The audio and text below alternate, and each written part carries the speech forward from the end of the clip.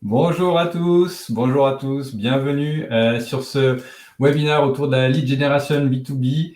J'espère que vous allez bien, vous êtes déjà nombreux connectés, déjà 45 personnes. Merci à tous d'être venus nous écouter et échanger avec nous. Je ne serai pas seul aujourd'hui, je vais vous présenter tout le monde, mais merci de vous être rendu disponible en fin de journée pour ce sujet autour de la digitalisation de la captation de lead quand on est en B2B. Alors, hop, j'essaye juste de passer ça. Parfait, ça marche. Alors, très rapidement, aujourd'hui, je vais vous expliquer comment ça va se passer. On est sur le même format qu'habituellement avec les webinaires JetPulp et Altavia Aura. Une présentation très rapide de qui nous sommes. Ensuite, on part sur une phase un peu descendante d'information où nous allons, en tant qu'agence, en fait, vous présenter nos convictions, des données clients, des données chiffrées au niveau du marché pour qu'on puisse mettre en musique notre point de vue. Et ensuite, on passera sur la majeure partie de l'événement sur un retour d'expérience de notre invité. Et ensuite, questions-réponses. Donc, n'hésitez pas, vous êtes sur Livestorm, vous avez en fait sur la droite un petit volet que vous pouvez déplier et vous pouvez poser vos questions à l'intérieur. Et on récupérera toutes ces questions qu'on traitera à ce moment-là, à la fin de notre intervention. Voilà, donc sans plus attendre, on va passer à la partie présentation des speakers. Donc, moi, je suis Laurent Bourgeois, je suis très poli, je commence par moi-même. Je suis le directeur général adjoint de JetPulp. Et aujourd'hui, je suis accompagné de Laure. Bonjour à tous. Donc, je suis responsable clientèle au sein de Altavia, donc Altavia Aura, JetPulp. Voilà, et on aura le plaisir d'accueillir Franck aujourd'hui. Bonjour Franck. Bonjour à vous deux, bonjour à tous. Alors, moi, je dirige la transformation digitale et la communication du groupe Antalis. Tout à fait, Franck. Et justement, pour commencer, on va te laisser les honneurs de présenter Antalis pour ceux qui ne connaissent pas cette toute petite PME dans le monde du B2B. Alors, effectivement, Antalis n'est pas forcément connu du grand public, puisqu'on est un acteur strictement B2B sur un marché qui est assez diversifié, qui a trois axes, le papier, l'emballage et la communication visuelle pour les professionnels. On est rattaché à un groupe japonais qui est un rattachement assez récent, puisqu'on a migré sous pavillon japonais il y a maintenant 6 mois. Nos clients sont principalement des professionnels de la communication autour donc des imprimeurs, des agences de communication, des décorateurs d'intérieur et derrière les responsables de marque dans tout secteur confondu, aussi bien l'hôtellerie que la grande distribution, l'automobile. Nous sommes un acteur qui répondent à différents canaux de vente, aussi bien la vente terrain historique, la vente à distance, l'e-commerce à hauteur d'environ 30% de notre chiffre d'affaires, qui lui s'élève à un peu plus de 2 milliards d'euros dans le monde et une présence dans 31 pays, principalement en Europe et en Amérique latine, le reste du monde étant couvert par notre holding japonaise, notamment sur le périmètre Asie-Pacifique et Amérique du Nord. Okay. Merci beaucoup, Franck. On est effectivement sur un acteur majeur, leader mondial du papier, mais le papier dans sa version élargie, on va dire. Tout à fait. Oui, tout à fait. Non, vas-y, Franck, tu voulais… Non, le papier, alors, effectivement, il y aura une incidence sur notre échange par rapport justement au persona, à la stratégie de contenu. Donc, le papier, c'est effectivement de la ramette de papier qu'on utilise au quotidien jusqu'au papier de création, donc les papiers fins, utilisés dans le luxe ou dans des segments beaucoup plus, on va dire, confidentiels. L'emballage, on est plutôt sur de l'emballage industriel, mais également de l'emballage au quotidien utilisé par les TPE et les PME, aussi bien en emballage de produits que de déménagement, d'archivage.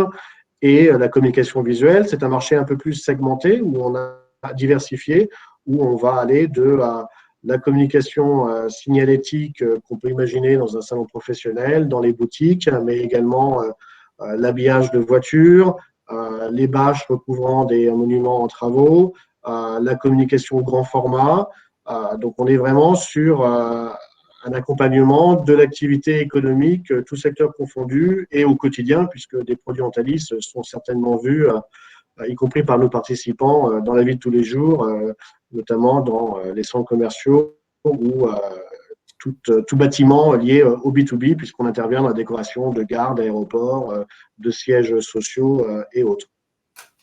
Effectivement, c'est vraiment une vision très large. Merci beaucoup, Franck, pour cette présentation d'Antalis. Nous, on va faire de même avec Altavia et JetPulp. Donc, effectivement, aujourd'hui, Altavia est le premier groupe de communication indépendant implanté lui aussi à l'international. On couvre aujourd'hui à peu près 40 pays pour 2500 collaborateurs, avec une vraie spécificité qui est de maîtriser notamment toute la chaîne de valeur autour du retail, puisque c'est l'activité historique du groupe.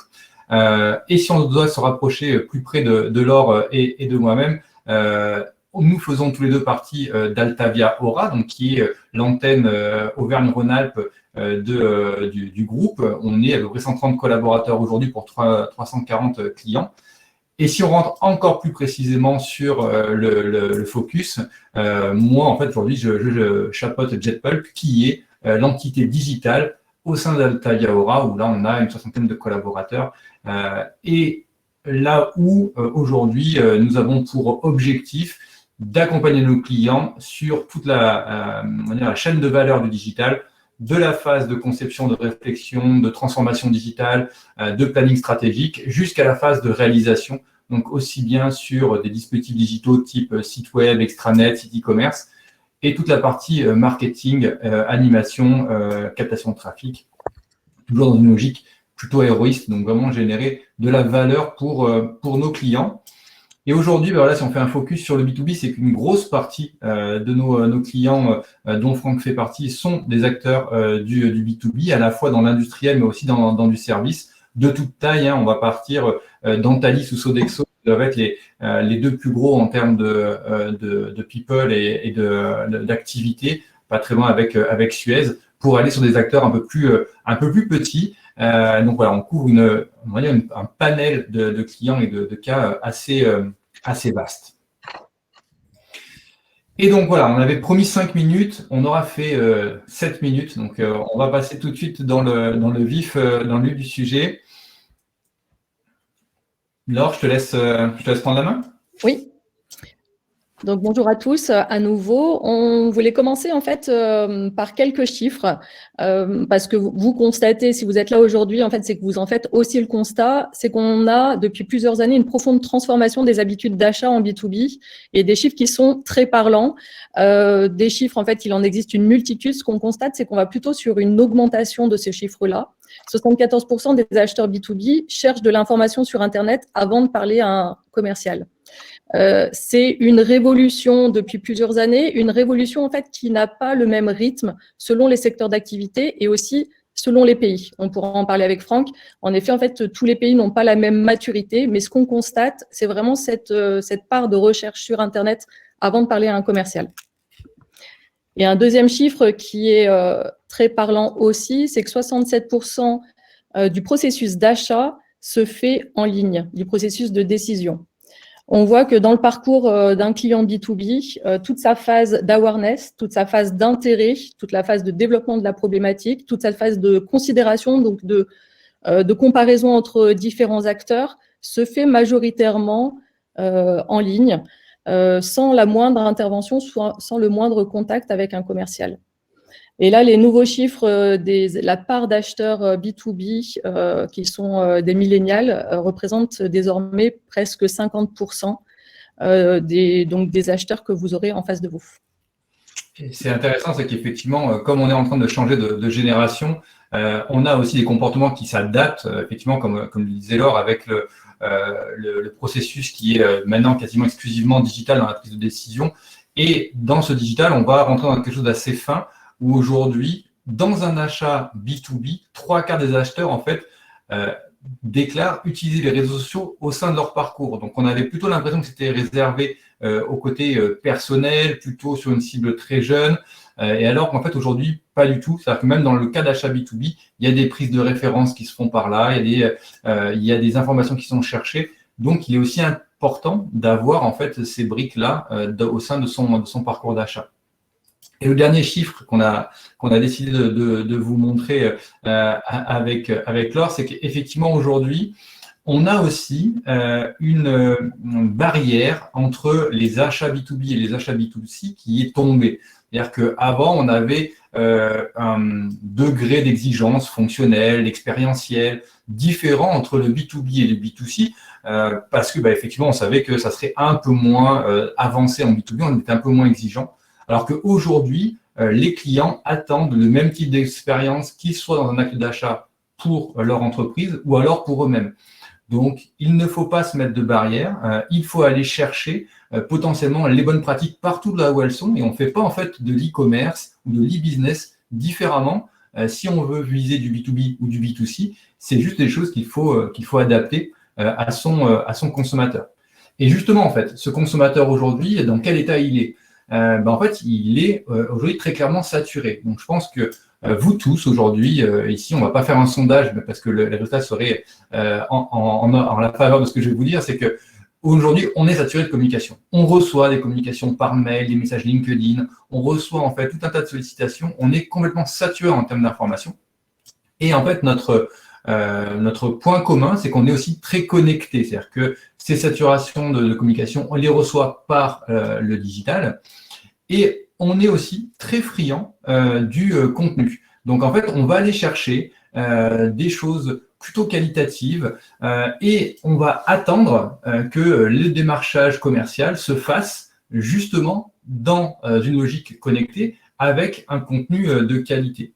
Donc, c'est sûr que si on doit représenter le customer journey d'un acheteur B2B aujourd'hui, ce qui a été marquant, c'est que dans toutes les phases, comme le disait Laure jusque-là, dans toutes les phases de l'acte d'achat, on a eu une inversion de la répartition des touchpoints, donc des points de contact, où on se rend compte aujourd'hui que la majorité des points de contact sont des points de contact digitaux et que le point de contact physique, donc le commercial, le directeur de clientèle, l'expert avant-vente, en fait, il n'arrive qu'après la moitié de l'acte et vraiment juste pour valider l'acte d'achat, et encore, ça ne se fait pas à chaque fois, mais il arrive extrêmement tard, alors que tout le reste de l'expérience se fait avec des outils en ligne, des touchpoints en ligne qui vont aller des réseaux sociaux en passant par la publicité, l'email, le chat. Vous voyez qu'en fait, il y a tout un tas de choses que vous pouvez offrir à vos clients de la phase de connaissance, mais jusqu'à la phase de fidélisation. On verra en fait qu'il ne faudra pas oublier ça aussi dans les démarches.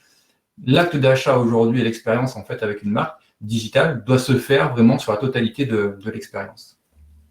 Voilà pour cette introduction que l'on avait décidé de faire pour poser en fait le départ.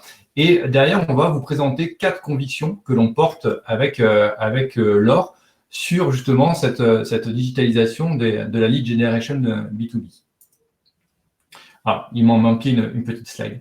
Parce qu'effectivement, vous allez voir que c'est ce qui va porter en fait notre discours aujourd'hui, c'est que vous allez devoir en fait repenser complètement votre mode de fonctionnement, notamment en oubliant les a priori et les généralités. On en a fait la démonstration avec les réseaux sociaux, ou notamment si on pourrait vous donner des chiffres sur l'utilisation du mobile dans un acte d'achat B2B qui est aujourd'hui quasiment majoritaire dans les touchpoints digitaux. En fait, vous allez voir que l'une des clés qu'on va vous présenter, c'est une méthodologie. Et cette méthodologie, elle va être de vous centrer vraiment autour de vos utilisateurs avec une analyse très fine de qui ils sont, de leur comportement d'achat, de leurs attentes, pour pouvoir adapter votre stratégie. Et vous allez voir que cette notion d'user-centric, elle va aussi s'appliquer à vous-même, à vos équipes, à votre environnement au sein de l'entreprise pour pouvoir en fait performer. Il va falloir partir de vous, aller chercher vos clients et adapter correctement les bons processus. Donc, c'est une bonne transition, Laurent, avec cette première conviction en fait, et ce on va dire, ce point de départ quand on s'engage dans une transformation des pratiques commerciales pour son entreprise, c'est de penser user-centric. Et donc, ça passe par la connaissance de votre client, ça passe par la connaissance en fait de ses problématiques, plus largement en fait les problématiques qui vont dépasser la solution ou l'offre produit que vous allez pouvoir lui proposer. Ça va passer par la connaissance de son quotidien, de son rythme de travail. La Customer Journey qu'on a présentée juste avant, en fait, elle est très générique. Mais par contre, en fait, dans chaque secteur d'activité, dans chaque profil, on va être sur une Customer Journey qui va être différente. C'est ce qui va vous permettre, en fait, de pouvoir optimiser votre offre. C'est ce qui va vous permettre de développer des services qui vont pouvoir lui être dédiés. Et cette connaissance du client, cette connaissance de ses problématiques va vous amener à créer des personas. Et il faut que vous puissiez embarquer en fait à la fois vos clients pour justement la définition de cette connaissance des personas, mais aussi vos équipes dès le début. Parce que quand on pense user-centric, on pense aussi à l'interne, aux équipes, à la maturité de là où ils en sont pour aller vers le point vers lequel vous souhaitez arriver.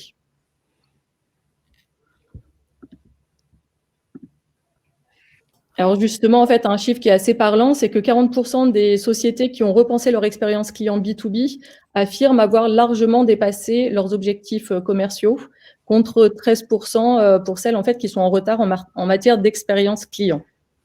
Et certainement, en fait, le succès de ces entreprises, les 40%, c'est celles qui ont vraiment eu une approche de co-création, d'embarquement global, à la fois en fait de ses clients, de la vision en fait de ses prospects aussi, et en embarquant l'ensemble des équipes marketing et sales à l'intérieur de l'entreprise. On va voir notamment que notre deuxième point de départ, effectivement, après cette logique UX, où on intègre des mots comme effectivement persona, customer journey, on pourrait même aller vers le buyer persona, qui sont en fait de la sémantique, on va dire, propre à nos métiers. L'autre conviction que l'on a, c'est qu'effectivement la data va être au cœur en fait de vos réflexions pour pouvoir performer au niveau de la lead gen. Alors cette data, en fait, elle intervient à deux moments différents. Le premier, c'est que effectivement la data arrive en amont de votre stratégie parce que c'est elle qui va vous permettre de mieux connaître vos utilisateurs. Donc, effectivement, aujourd'hui, on va faire appel à des choses qui sont un peu à l'ancienne, hein, mais l'analyse de votre CRM, l'analyse de vos ventes, tout ça, en fait, pour pouvoir définir de la segmentation et récolter, en fait, le maximum d'informations sur les habitudes d'achat et les comportements d'achat.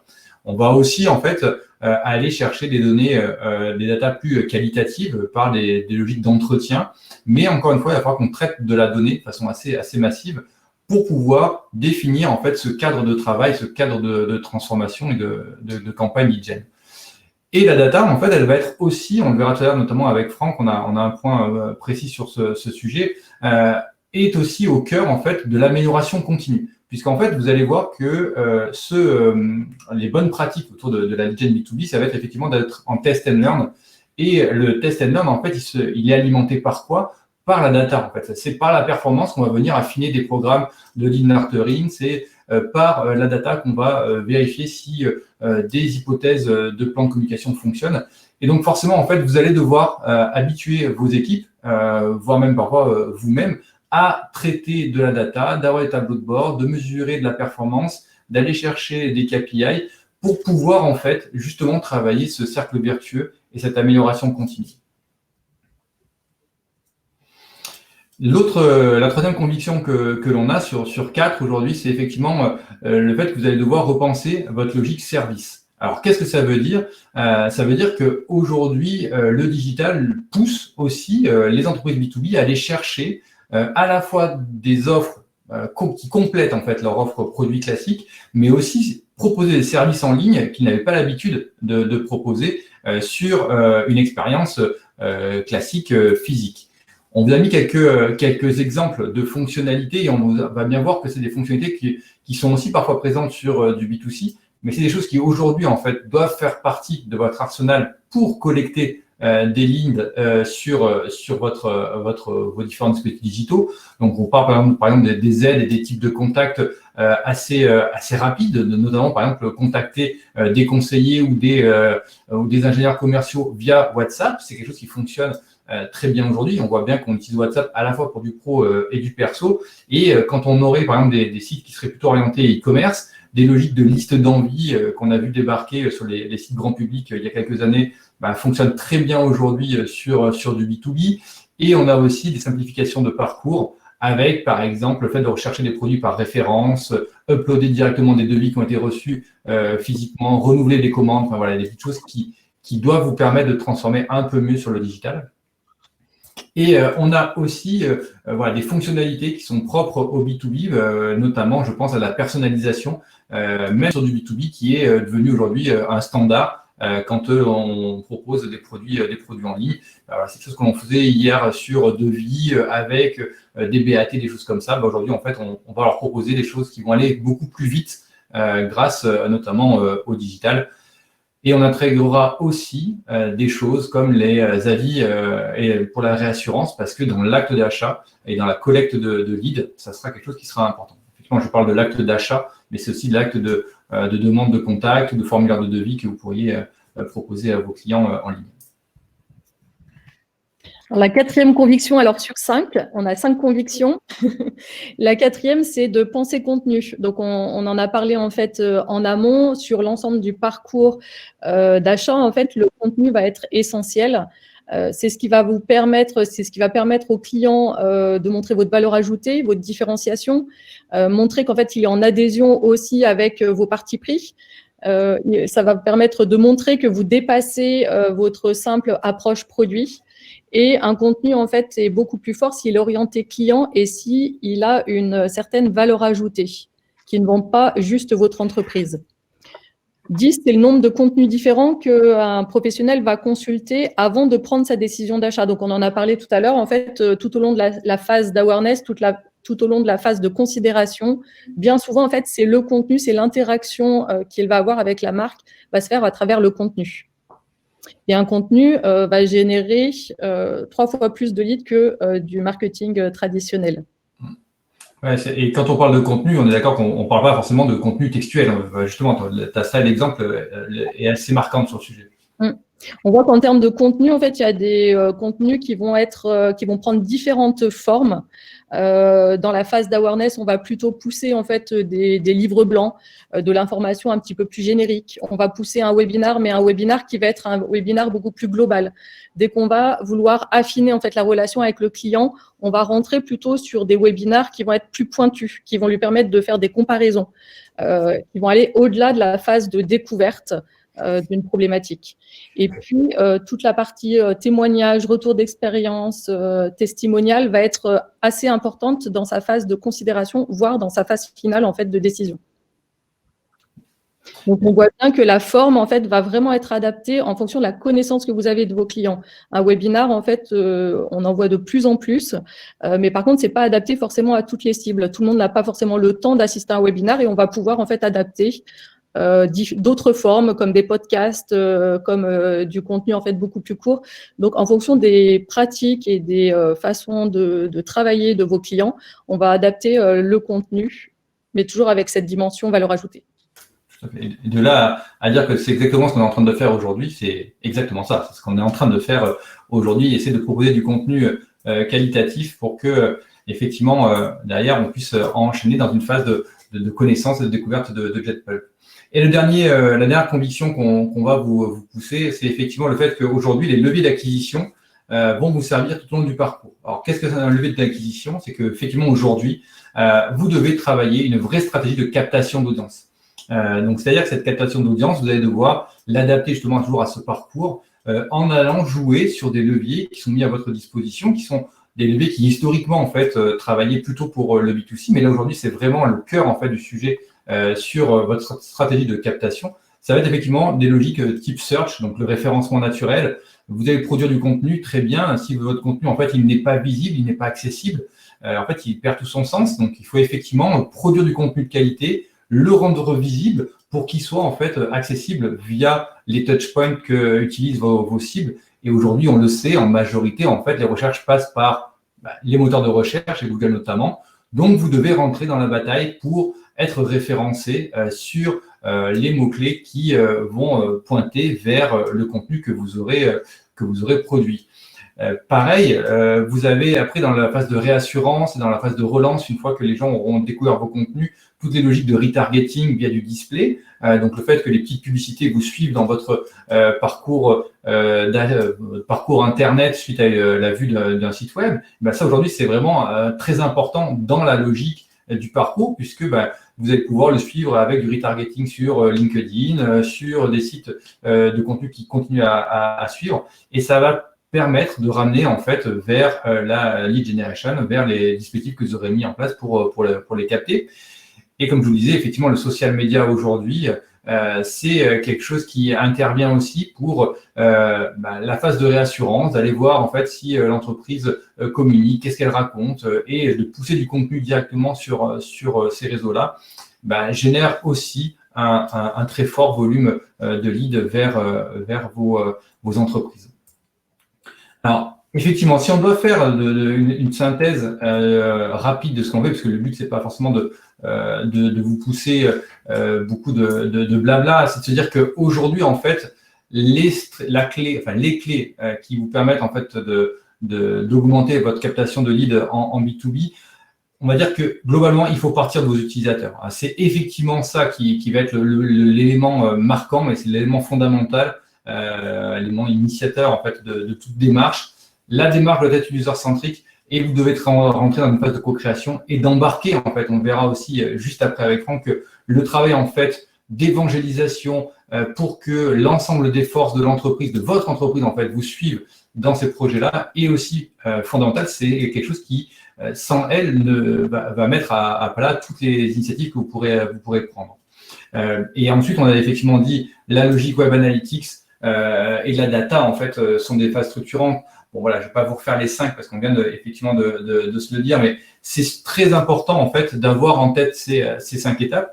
Et va y avoir aussi quelque chose qui va être fondamental, c'est le tempo entre ces étapes. C'est effectivement à quelle vitesse vous allez enclencher votre plan de transformation et vos plans d'acquisition de leads, parce que parfois, on va voir qu'il faut prendre un peu de temps pour embarquer les équipes, pour bien comprendre son client avant de vouloir lancer des dispositifs et des campagnes de ligne qui seraient vouées à l'échec si effectivement tout le monde n'était pas correctement embarqué.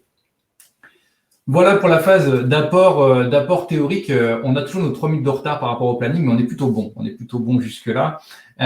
Franck, on va maintenant échanger sur ce sujet. On va commencer par une première question. Je suis désolé pour tout le monde, mais on ne va pas y couper. On est forcément, vu le contexte, ça va être une question un peu Covid-friendly.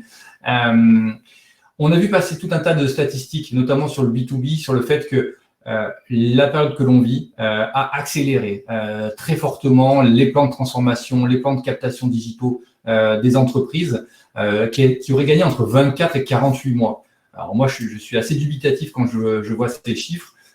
Aujourd'hui, toi, est-ce que tu partages ce constat avec Antalis et comment est-ce que ton marché en fait a réagi face à la crise que l'on connaît? Écoute, déjà, je pense que la transformation digitale, c'est une expression qui est un peu fourre-tout. Je pense qu'il faut l'aborder davantage sous le prisme d'une évolution des business models. Alors, nous, comme je l'ai introduit, on faisait déjà un tiers de notre activité sous format électronique, donc lié à la digitalisation.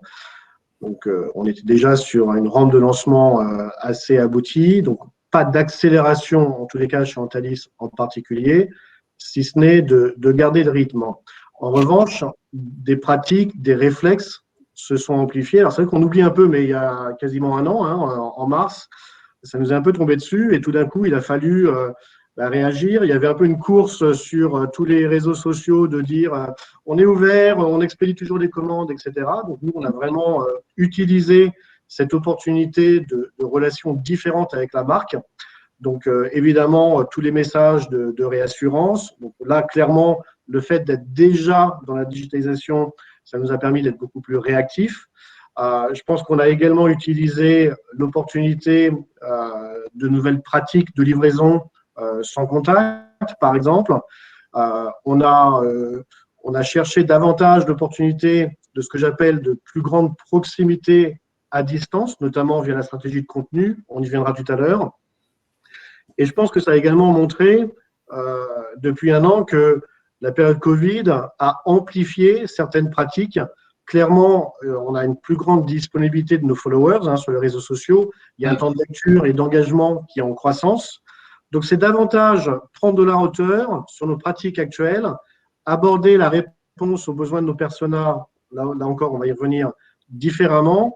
Et je pense que c'est plus, pas tant une question d'accélération dans notre cas, mais plus de valorisation des opportunités que l'évolution digitale nous offre. Ouais, ça a plutôt rendu les choses plus qualitatives, on va dire, plutôt que les rendre de façon plus massive. Oui, puis peut-être plus posées aussi. Je pense que ça nous oblige à être beaucoup plus efficaces et à travailler peut-être plus intelligemment sur l'approche client et certainement prendre du recul. Okay.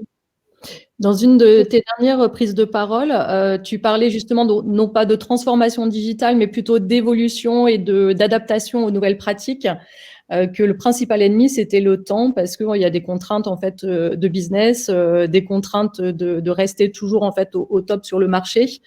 Et c'est vrai qu'on constate en fait cette dimension-là, mais justement en fait dans cette question de tempo, est-ce qu'il y a des incontournables quand on se lance dans cette évolution des pratiques? Quelles sont les actions de base qu'il ne faut pas négliger et qui sont incontournables dans ce changement? Alors, il n'y a aucun doute qu'un plan de digitalisation intègre un facteur temps de manière incontournable. Bon, déjà, en amont, avant de digitaliser, il faut vraiment avoir un bon état des lieux. Le marché est-il mature? Les concurrents nous talonnent-ils de manière à ce que il y a un gap qui se crée entre eux et nous? Est-ce qu'on est donc en avance? Est-ce qu'on est en retard? Est-ce qu'on a pris en compte les spécificités culturelles qui vont justement jouer sur ce tempo? Nous, avec 31 pays, on a clairement, par exemple, des pratiques et une maturité digitale très différentes entre la Scandinavie et l'Europe du Sud, par exemple.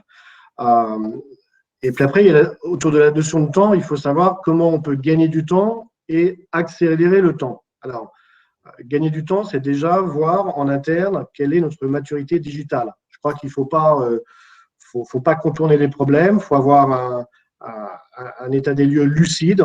Clairement, nous, distributeurs B2B historiques, plutôt issus du marketing traditionnel, notre maturité digitale il y a 4 ans n'était pas très élevée de 1 à 10.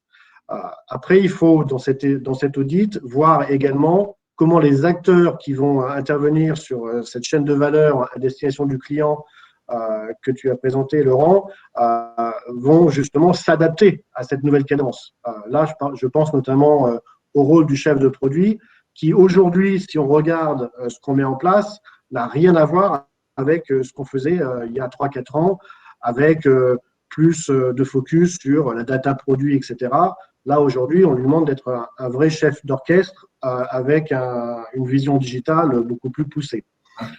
Et puis après, il ne faut pas brûler les étapes, parce que brûler les étapes, c'est aller vers un échec. Donc, il faut consolider ses acquis, il faut prendre le temps de sécuriser les nouveaux process, parce qu'encore une fois, quand nous, on avait par exemple un site Internet qui était plutôt transactionnel en appui d'un pilote commercial terrain, et maintenant, on a une partie de nos clients qui peuvent créer leur compte en ligne sans intervention humaine, que ce soit télévente ou commercial terrain, ça change la donne. On est vraiment sur le rôle du digital qui lui-même devient le commercial de l'entreprise. Donc cette partie-là, culturellement, et y compris en termes de change management, elle est importante. Nous, il y a 2 ans, on a lancé la nouvelle plateforme. Clairement, moi, j'avais des collaborateurs qui me disaient tu es en train de me dire qu'avec notre nouvelle plateforme e-shop, il y a des clients qui vont créer leur compte et commander tout seuls sans nous parler. Et pour nous, c'était une révolution parce qu'on a certes des produits de commodité, certaines parties de l'emballage ou de la ramette de papier. On a également des produits très techniques qui nécessitent effectivement du conseil. Et cette mentalité commerciale, cette capacité à aborder le change management était vraiment critique et affecte le facteur temps, évidemment. Ouais, ça veut dire que, est-ce que tu peux nous donner des exemples d'actions que vous avez mis en place chez Antalis pour justement pour accompagner ce change management? Parce que c'est vrai qu'aujourd'hui, embarquer les équipes, c'est vraiment fondamental, mais ça se fait pas tout seul en fait. Comment est-ce que vous avez fait chez Antalis? Déjà, avant même de parler de notre business model et de l'évolution sur nos plateformes, on a déjà couvert les bases du digital. Et c'était, moi, j'ai travaillé sur nos principaux pays qui étaient en phase de lancement de la nouvelle plateforme. Et c'était d'abord un atelier, c'était même pas un atelier Antalis, c'était un atelier de prise de conscience que la digitalisation, elle est chez eux à leur domicile, mais également, il n'y a pas une casquette qui tombe lorsqu'on rentre dans les portes d'Antalis le matin et on oublie justement les pratiques, les attentes du digital en tant que consommateur, qu'il soit B2B ou B2C à la maison. Donc ça, c'est la première étape. La deuxième étape, c'était d'impliquer, il ne faut pas avoir une approche top-down, c'était d'impliquer.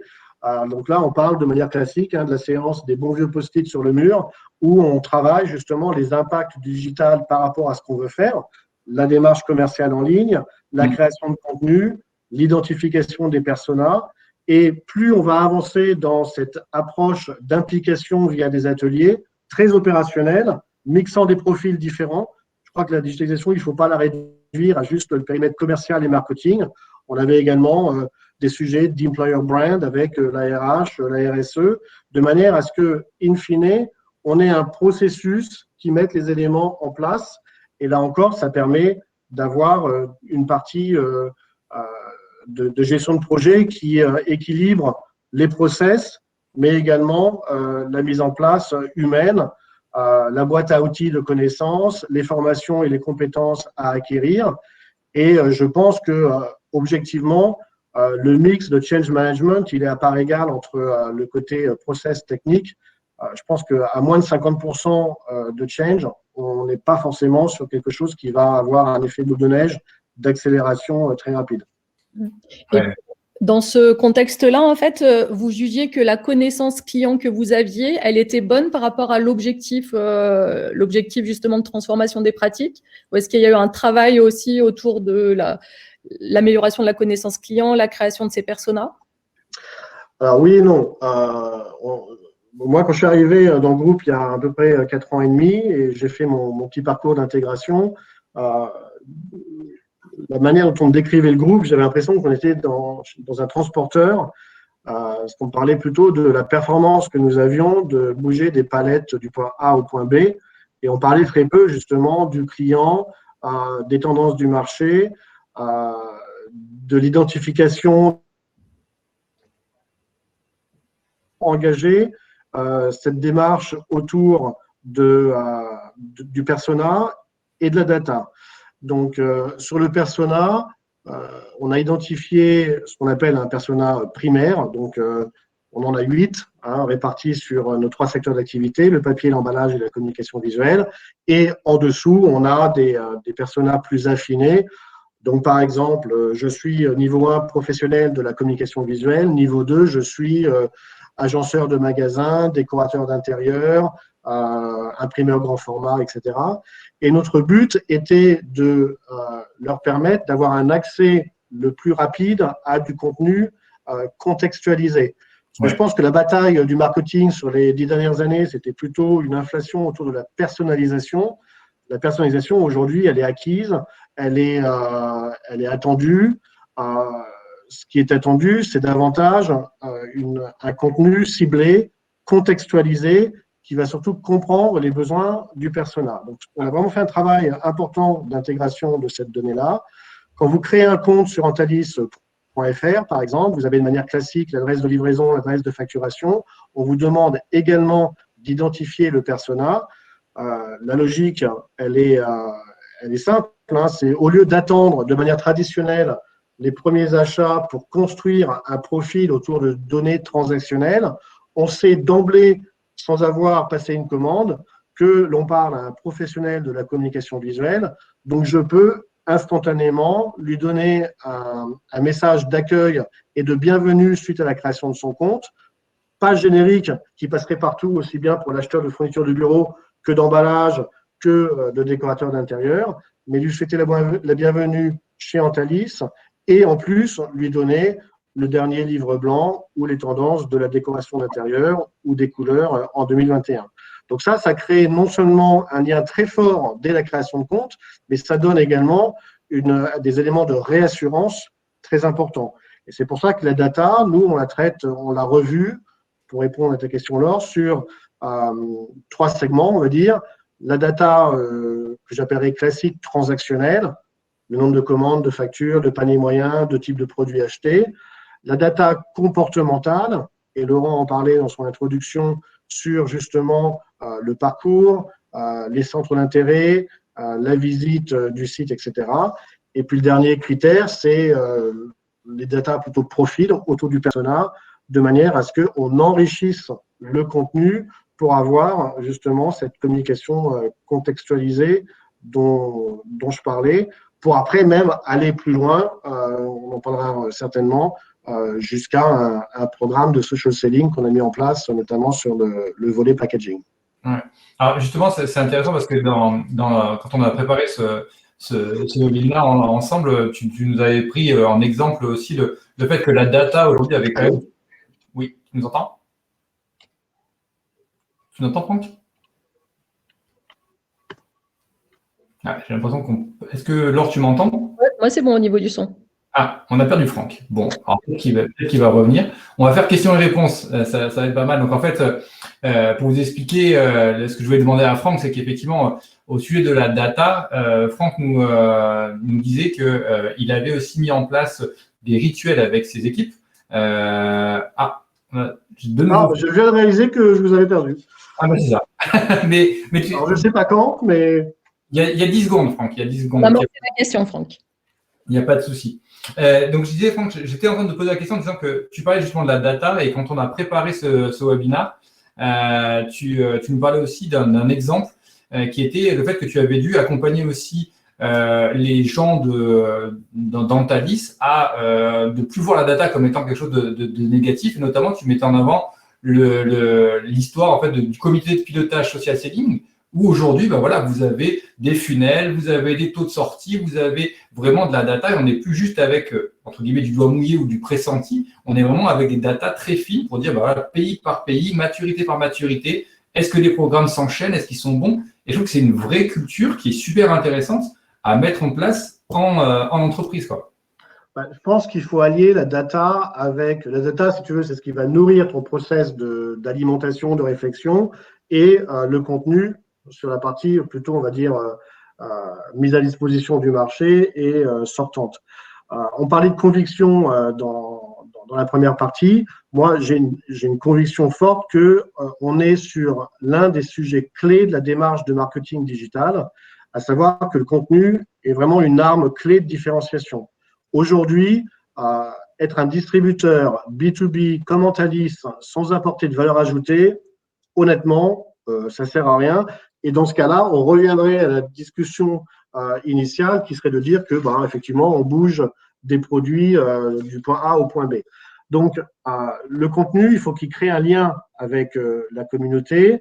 Et du bon contenu, je vais en venir à la réponse à ta question, Laurent, c'est un vrai challenge parce que c'est un challenge qui est double. Il faut non seulement garder de la pertinence via un contenu diversifié et du bon contenu, ça coûte. Alors, ça coûte pas forcément cher, mais ça coûte. Donc, nos réponses, ça a été de créer un comité éditorial où là encore, c'est pas que du marketing, il y a également une présence commerciale dans la démarche. On a un équilibre strict de contenu, donc aussi bien du contenu tendance marché que du contenu purement Antalis, que du contenu de curation, donc le top 10 des applications B2B, etc. Et le but, il y a une ligne directrice également qui est de leverager, donc là c'est la réponse plutôt au coût, c'est vraiment de leverager et d'optimiser le contenu. Là où avant on faisait un contenu pour le site, un contenu pour le newsletter, etc. Aujourd'hui, on essaye le plus possible d'anticiper la création de contenu, y compris dans son format, parce que le format est de plus en plus graphique, de plus en plus infographie, pour que ça soit optimisé sur tous nos canaux, le site, les newsletters, le social media, le social selling, demain en impliquant des influenceurs B2B, notamment sur la partie communication visuelle, et demain aussi via des sites partenaires, puisqu'on n'est pas encore assez mûr pour avoir une stratégie de net linking très poussée, mais on veut aussi optimiser le contenu dans ce sens-là. Ouais. Et c'est effectivement ce qu'on a mis ensemble quand on a créé les programmes de social selling, notamment pour la division packaging chez Antalis, c'est effectivement d'avoir tout de suite la notion de le bon contenu, c'est bien, mais on ne va pas en faire 50 non plus. Donc, il faut en fait effectivement créer les déclinaisons tout de suite. Je vois le temps qui tourne et j'ai vu qu'on avait quelques questions sur le chat, mais je voudrais juste faire un focus avec toi parce que j'avais été très surpris par ton retour d'expérience et je pense que c'était intéressant de le partager sur les leviers d'acquisition que tu as testés, toi, avec Antalis, et notamment ceux qui t'ont surpris en termes de performance. Donc, est-ce que tu peux nous faire un petit on va dire, rapide tour de tes découvertes, surprises de qu'est-ce qui fonctionne aujourd'hui en levier de captation de leads? Oui, alors la réponse, elle est variable selon nos secteurs d'activité. Sur le papier, qui représente quand même 60% de l'activité du groupe, on a eu des belles surprises sur justement un repositionnement de tout le volet qu'on appelle Creative Power, où là, on partage des tendances auprès de designers, des techniques d'impression, de valorisation des marques, etc. Et je pense qu'on a été positivement surpris par le niveau d'exigence de contenu créé et la réception que ça a eu en termes de croissance des followers, d'engagement et donc là de génération de leads. Mais c'est ce que j'appelle de la génération de leads qui n'est pas tant commerciale, c'est aussi de la génération de leads de participation à du contenu, plus une notion de communauté. Sur le côté packaging, tu y faisais référence et on a beaucoup avancé, notamment sur la partie contenu en lien avec le social selling grâce à vous, parce que le travail en amont de Persona avait été fait. Et je pense que la belle surprise, ça a été de lier une vraie formation par rapport aux techniques de social selling, l'adaptation du contenu par rapport aux exigences, y compris des ambassadeurs participants, parce que c'est bien beau de mettre un programme avec de belles ambitions, mais si nous, on n'est même pas au rendez-vous en termes de contenu pour partager, j'ai envie de dire, le soufflet redescend assez vite. On a concrètement, à 6 chiffres, sur la première année du chiffre d'affaires généré et de la création de compte. Donc, on a vraiment eu une belle performance qui nous a d'ailleurs permis de lancer le mois prochain 3 nouveaux pays sur cette pratique.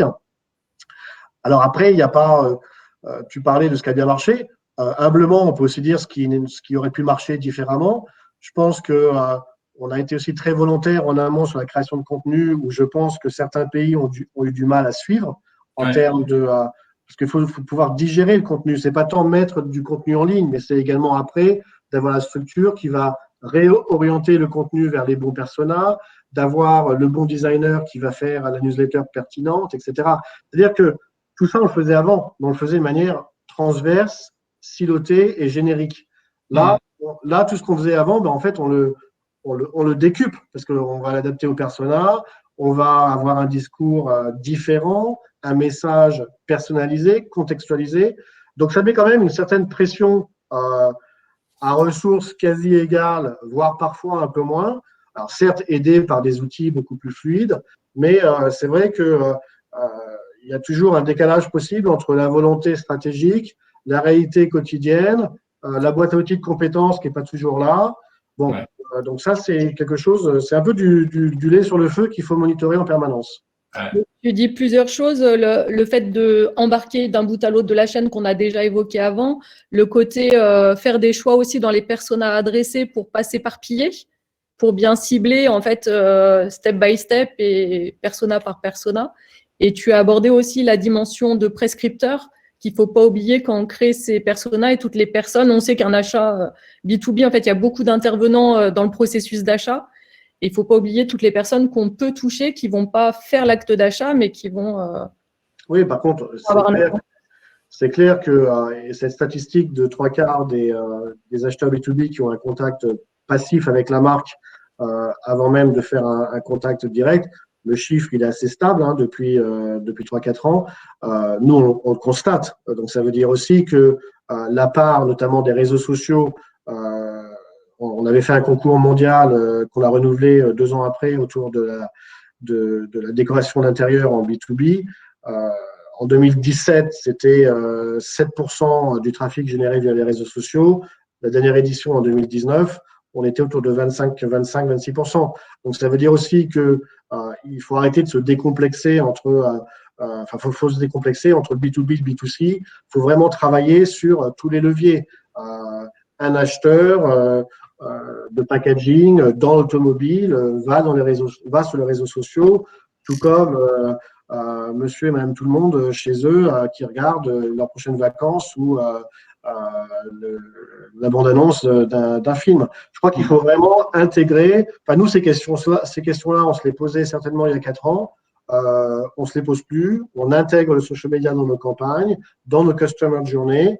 Alors après, est-ce qu'on a suffisamment de recul en B2B? Ça prend du temps à se mettre en place. C'est vrai qu'on n'est pas sur des taux d'engagement ou d'utilisation. Tu parlais, Laurent, de WhatsApp, etc. Clairement, on n'en est pas là. Même si en Amérique latine, WhatsApp est beaucoup plus utilisé en service client. C'est moins le cas en Europe. Donc, c'est aussi il faut gérer cette maturité. Et je crois qu'on parlait du facteur temps. C'est pas une question de prendre son temps. Il faut apprécier chaque étape et surtout, il faut sécuriser les process et les compétences.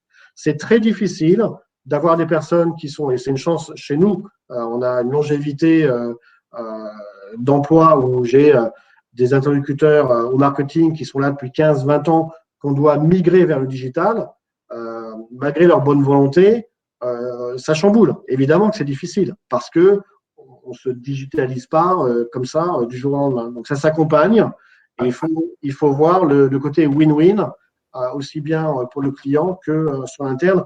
Sinon, si c'est bancal, ça ne marchera pas. Très bien, Franck. Je vois l'heure qui tourne et on a quelques questions en fait sur le chat et dans l'onglet questions. Donc merci à ceux qui les ont posées.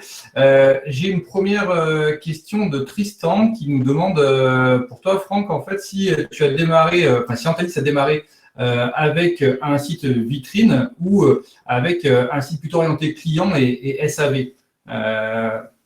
Nous, au départ, alors on a toujours eu un site vitrine, certes, mais on était aussi dans une capacité plutôt historique, on va dire EDI extranet, puisque dans le passé, la seule façon d'acheter en ligne chez nous, c'était forcément de passer par la porte d'entrée humaine d'un commercial terrain. Ça n'est plus le cas depuis maintenant 18 mois sur la France et petit à petit sur chacun de nos pays. Aujourd'hui, on a une double entrée. On a un site inspirationnel où on va justement valoriser tout le contenu que j'ai décrit et un autre axe qui est direct e-shop où vous allez avoir un mix qui reprend les transactions et la tarification personnalisée d'un client à l'autre et un accès grand public pour les clients qui ne sont pas visités par le terrain. Petit potentiel, pas de besoin d'expertise commerciale sur place, où là, on est sur du panier moyen beaucoup plus inférieur, mais sur de l'achat plutôt de produits de commodité, un bundle de 25 cartons d'archivage, de la signalétique communication visuelle, des cartons de ramette de papier, où là, la valeur ajoutée commerciale est bien sûr plus limitée par rapport à un grand projet sur le terrain. Ok. Et on a aussi une question d'Hélène qui nous demande en fait si tes clients aujourd'hui, enfin tes prospects aussi, renseignent facilement les données que tu as appelées données de persona quand ils créent un compte sur Antalis. On ne s'est pas posé la question, on l'a rendu obligatoire. Donc, on l'a rendu obligatoire et encore une fois, la raison pour laquelle on l'a fait, et je vois la question d'Hélène à l'écran, est-ce qu'ils comprennent ce qu'ils y gagnent? C'est justement ça l'enjeu. C'est que de manière générale, il ne faut jamais demander de la data sans que la personne voit un retour sur son investissement qui est de dévoiler une partie de son profil.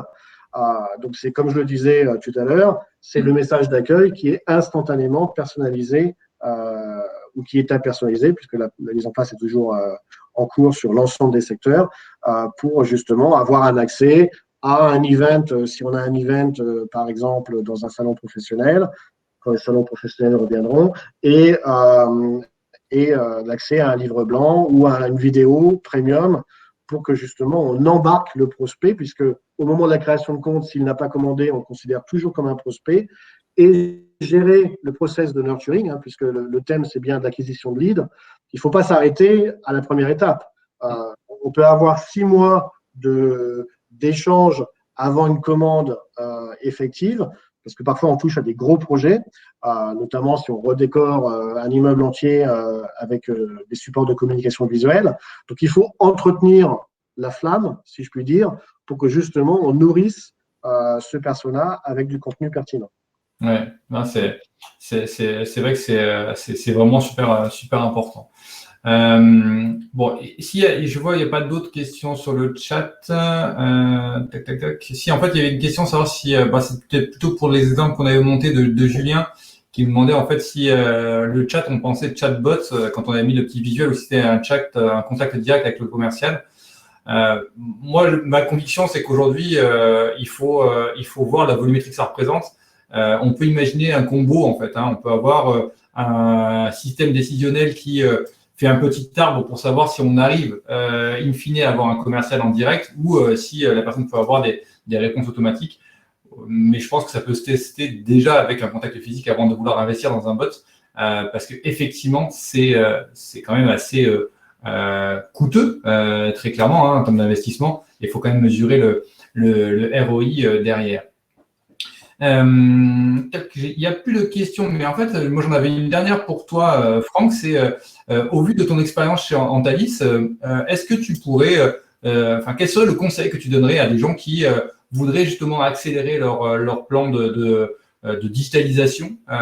Qu'est-ce que pour toi, voilà, la chose la plus importante qu'il faudrait vraiment qu'ils aient en tête au vu de ton expérience? C'est de partir sur des bonnes bases. Il ne faut pas partir trop vite, il ne faut pas partir trop tôt. Je crois qu'il faut être très lucide sur l'état des lieux en interne, de la maturité, de la disposition à évoluer, de bien connaître son marché. Moi, j'ai précédemment travaillé dans la fourniture du bureau.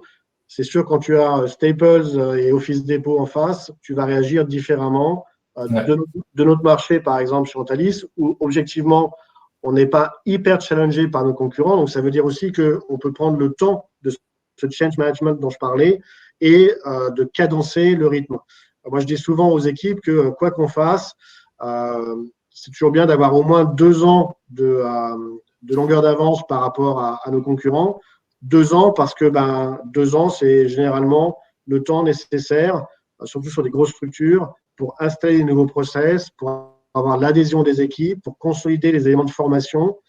Faut pas rêver, tout ça, c'est pas facile et ça se fait pas en 6 mois. Donc, il faut vraiment je pense qu'il faut avoir vraiment une bonne base de travail. Parce que quand tu as cette base-là et ces bons constats, objectivement, après, c'est une question de méthodologie, de gestion de projet, de contenu, de valeur ajoutée, et puis tu déroules. Mais ça prend du temps. Et puis tout ça est adossé quand même à des outils qui forment un écosystème. Le site Internet, CRM, marketing automation, social media. Donc tout ça, c'est aussi à orchestrer, à fluidifier, à ce que la data passe d'un outil à un autre. Donc rien que ça prend du temps. Et puis un dernier conseil, ça serait de choisir les bons partenaires. Très sincèrement, c'est marrant d'ailleurs parce que j'ai vu passer sur le dernier mois plusieurs webinars de différentes entités dont la thématique est de comment bien choisir son agence et sur ces sujets-là. Je pense qu'en revanche, ça n'est pas à négliger. Je crois qu'il y a beaucoup d'acteurs dans la création de contenu qui sont un peu à délivrer du contenu un peu passe-partout. C'est pas comme ça que ça marche. C'est pas parce qu'on a identifié son persona qu'on peut leur balancer n'importe quel type de contenu. Le contenu, il doit être pertinent, il doit être fin, il doit être travaillé. Quand on a en face de nous un directeur des achats d'un grand groupe automobile qui fait des milliards d'euros, la crédibilité par rapport au contenu qu'on lui pousse, elle se fait en 30 secondes. Donc, il faut préférer et privilégier moins de contenu, mais du contenu de qualité. Et pour ça, il faut avoir un bon partenaire qui va non seulement intégrer notre business model et son évolution au bon moment et avec la bonne compréhension, mais surtout qui va s'adapter au contexte du marché pour justement pas forcer et pas donner du contenu qui serait soit surdimensionné, soit non pertinent par rapport à la cible. Ouais, ça sert à rien de faire un livre blanc de 80 pages quand ton persona peut en lire que 20, de façon parce qu'il n'a pas le temps de le faire et qu'il n'apprécie pas ça. Donc ouais, c'est effectivement. Écoute, merci beaucoup Franck pour ce retour. Je crois qu'on est pile poil dans les temps. Donc on va clôturer ce webinaire. Déjà, Franck, je te remercie pour le temps que tu nous as consacré. Avec plaisir. Avec plaisir. Échanger avec toi. Donc vous pouvez continuer la discussion avec Franck. Vous pouvez le retrouver assez facilement sur un petit réseau comme LinkedIn. Donc n'hésitez pas. C'est vraiment toujours un plaisir de discuter avec lui. Laure et moi, pareil, vous nous retrouvez aussi assez facilement sur LinkedIn. Comme on vous l'annonçait et comme on vous l'a présenté, on est persuadé que le business B2B aujourd'hui passe par le contenu de qualité, ce qu'on s'efforce de faire avec Laure du côté Altavia et moi du côté JetPulp.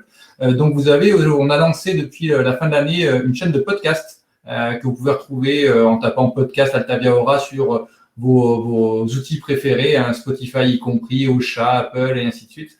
Et donc vous allez trouver la chaîne Digital Session qui sont en fait les podcasts de JetPulp et Retail Session qui sont les podcasts d'Altavia Aura. Et bien sûr, vous avez nos différentes pages LinkedIn où vous pouvez retrouver notre actualité. Voilà. Mais écoutez, merci à tous d'avoir participé. N'hésitez pas, vous allez recevoir le support, je prends suivant, ou alors le replay. Donc, n'hésitez pas à revenir vers nous si vous avez des questions et on sera à vos côtés pour pouvoir y répondre. Laure, merci beaucoup. Merci à vous. Je suis en train de vous mettre nos adresses mail dans le chat aussi si vous souhaitez poursuivre aussi les échanges. Parfait. Et merci beaucoup à toi aussi, Franck. Passe une bonne journée et à très vite. Merci à vous deux. Merci à tous. À bientôt. Au revoir. Merci beaucoup, Franck.